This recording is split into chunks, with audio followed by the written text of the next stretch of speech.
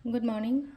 Ngasi ko. Ngasi yumza numit ki card ki message yung minarase. Yumza numit se number ahambada ko number se 104 lere. Aduga color dana green gumba kai gumba dumaina sinabi ba ko. Haide asangwa machu gumba kai gumba dumaina haide dress set pi ba haide thaba ingkang cha thopa important oi bala ye na khalaga di ko. Atuga ama number na 104. Number se iba matam daga haide iga dagi hamda ko na khudang di iba ya katang pambong gumba kai gumba da ko haide left hand da any color ki color machu gumba na iba ya ko aduga black khatang na ibi gano ko atai machu lo ne asang ba igera angang ba igera higok na igera kemta kai de ko adu dum to bi ba yare ko aduga koina chak thong ba kaino ma green color mana ma kai ma dum na thada bi ko hadi ching shu matam da hadi kaino gi na yumja kai shagi oina ko aduga mana aham bada akoi gi kaino yeng ase card ki message yeng mina rase aduga timing afaba sa pe yeng ase ko ngasi gi oina timing afaba kai ke lege ha do adu dum ga yeng mina rase ko ado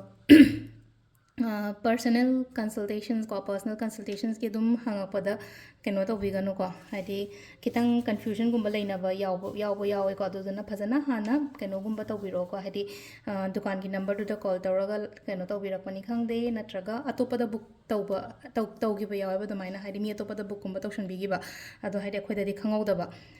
aduduna hadi kitang yengaga tawbiyo ko hana phajana hadi number confirm tawbiyo ko hadi tawrai se athobi da tawrai antraga hadi ngasai gi atopa person du tawrira kholira haibado ko adu ai gi number haira gadi community post yauri adegi te crystal gi kai gi thagat padu number hapina ko dukan gi adu da dum contact tawbiro ko adu dagi hen atopa number amta leite ko adu sisina keno lere ko aduna do lere adu card ahum lere ko sida normal card number 1 card number 2 card number 3 ko ahamba card yenga se ko ahamba card la ahamba gi kari energies la ke haibado yenga se ko ahamba se lere ko sida kitang ngasi aina ngairaga leiba po taragadi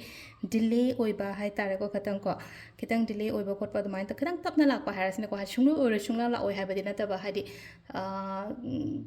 afaba ma lakpa matam da leina ko hadi kana khani hadi ngasi lakada do hayeng laka hayeng lakpa ni khangde na traga hangchit kumba lakpa ni khangde adu ngasi oidre kaina ga hadi ko hadi low feel to bi gano hadi ya leina ko hadi demotivate kumba oi gano ba hadi ngasi ma oi hodre haraga di ko aduga number 2 ko number 2 sinna ko sida leise ko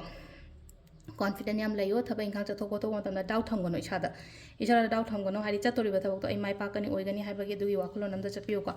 number 3 ko number 3 sina silai se hadi families ki damakta dum khanba khotpa admaina so oi ko ngasi gun imung manung kamai tawba ai yumna kamai tawba thabak na kamai tawba business na kamai tawba adum yamna khallaga ko